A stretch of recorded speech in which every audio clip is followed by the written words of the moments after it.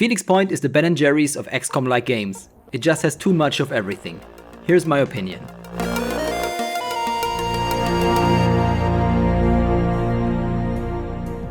Phoenix Point came a long way since its release. And with the Festering Skies DLC, where aerial units are introduced, it closed the last gap to the original XCOM game from the mid-90s. That's when I finally decided to play a full run. But before we take a deeper dive, let's take a closer look at its general gameplay loop. The game starts a while after the Earth has been overrun by strange creatures called Pandorans. Your first base is placed randomly somewhere on the planet. All you have are a few soldiers and one aircraft. The mission obviously is to find out what happened and save humankind. So, flying around exploring points of interest to gather information and resources is one of your main jobs. Sometimes there's just nothing to be found, but most of the time you get one of many different events, like finding this abandoned lab where you take the choice to either break in or just leave it be and move on.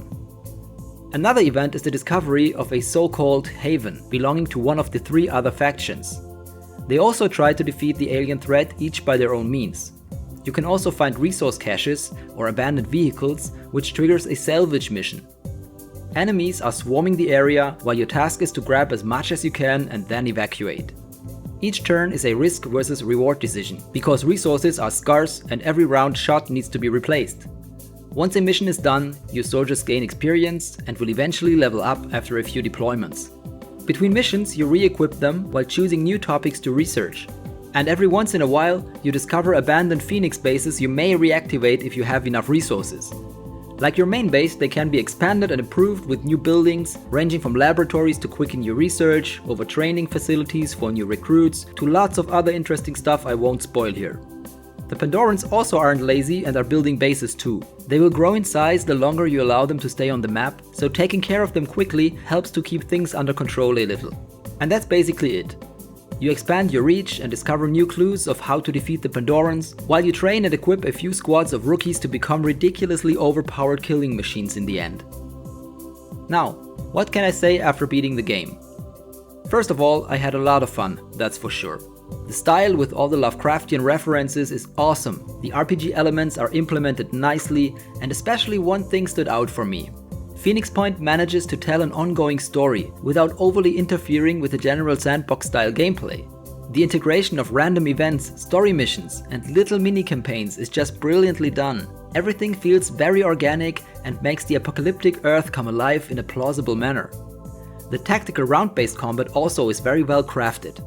Every enemy unit moves by itself, even within the fog of war, instead of being activated once you spot it. The free aim mode is a blast and lets you tactically remove weapons or hold body parts from your enemies.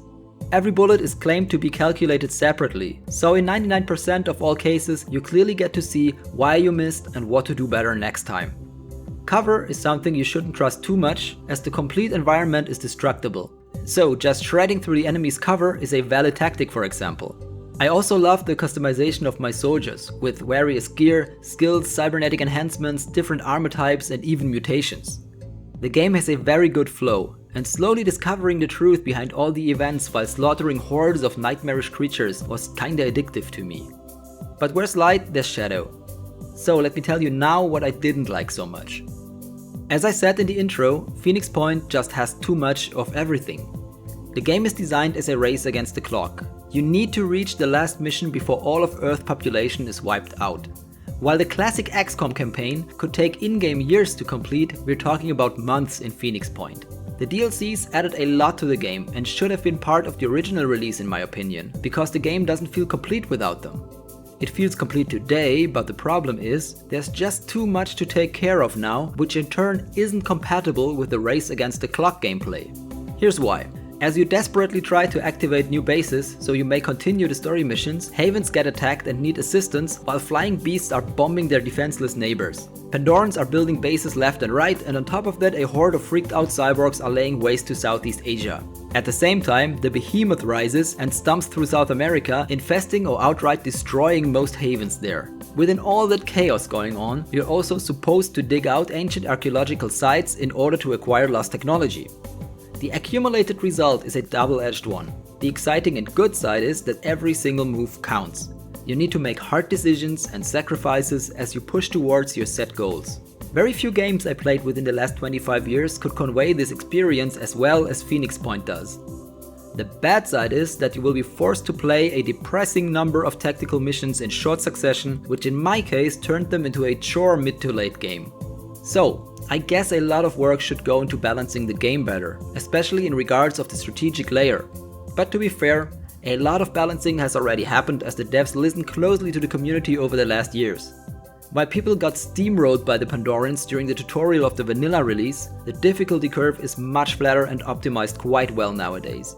Still, the convoluted and overwhelming strategic part of the game needs better mechanics and pacing to allow the player a modicum of control over the unfolding events on the map, especially late game. Automated air defense buildings would be one of the things I'd put on top of my list, for example.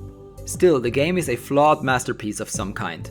There's so much tactical and strategical freedom already within the first 10 hours of the game, it makes the latest XCOM appear like a rail shooter in comparison. Along with that freedom, and therefore excellent replayability, come the usual problems, like some overpowered builds and absolutely useless combinations of skills and equipment. So, if running into a dead end and having to start over again isn't your cup of tea, then stay away from Phoenix Point.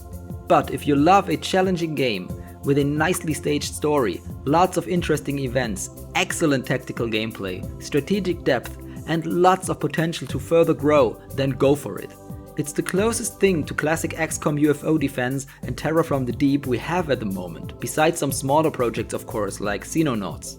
There even are different endings depending on the alliances you made or didn't.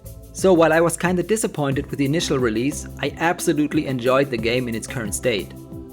That's it for today. If you enjoyed the video, then feel free to like, comment and subscribe. Thumbs down if you'd rather date a corruption node than have to watch this video again. Thanks for stopping by and see you next time.